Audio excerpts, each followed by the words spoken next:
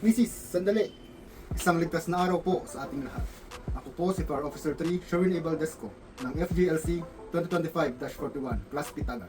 Bago niyo po ipagpatuloy ang inyong pagluluto, narito po ako upang magbigay ng kaalaman upang makaiwas sa sunog o anumang sakuna sa ating kusina. Ayon sa datos, taong 2018 hanggang 2021, humigit kumulang 350 insidente ng sunog ang naitala na ang pangunahing sangki ay may kinalaman sa LPG o liquefied petroleum gas. Narito ang ilang simpleng pamamaraan upang masigurong ligtas ang ating pagluluto sa ating mga kusina gamit ang LPG.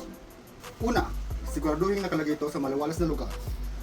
Huwag ilagay sa ilalim ng lababo o cabinet dahil kailangan ito ng sapat na ventilasyon. Pangalawa, regular na suriin ang kondisyon ng rubber hose at ng regulator.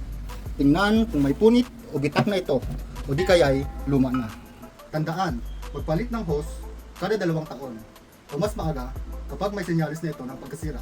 Paalala, huwag gumamit ng ordinaryong rubber hose o garden hose dahil tinutunaw ito ng LPG. Pangatlo, upang matiyak na walang tagas ang inyong LPG tank, isagawa ang tinatawag na SOPI water test.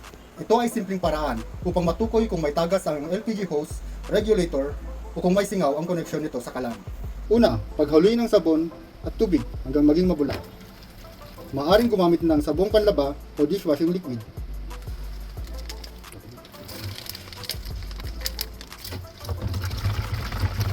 Gamit ang Teloy sponge, ipahid ang mabulang sabon sa bahagi ng hose, regulator, at koneksyon ng kalan.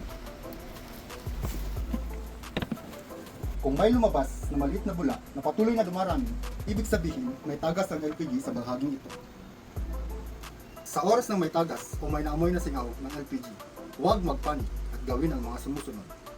Huwag magbubukas ng kahit anong appliances na gumagamit ng kuryente tulad ng ilaw o electric fan dahil kahit maliit na kislap ng kuryente ay magdudulot ng pagsabog at ng sunog. Buksan ang lahat ng pintuan at bintana upang makalabas ang mga naipong gas. Agad isara ang valve ng LPG tank. Ilabas sa bahay ang LPG tank.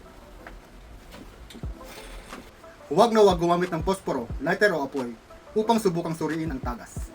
Huwag gumamit ng telepono o cellphone sa loob ng bahay. Lumabas muna bago tumawag ng tulong. Tumawag sa iyong distributor o supplier ng LPG o kaya sa pinakamalapit na istasyon ng bumbero kung malakas ang tagas at hindi mo ito makontrol. Tandaan, ang kaligtasan ay nagsisimula sa pagsunod sa simpleng paalala at akbang sa loob ng ating mga tahanan. Muli, ako po si Fire Officer 3, Sherwin A. Valdesco, na nagpapaalala sa pag-iwas sa sunog, hindi ka nag-iisa.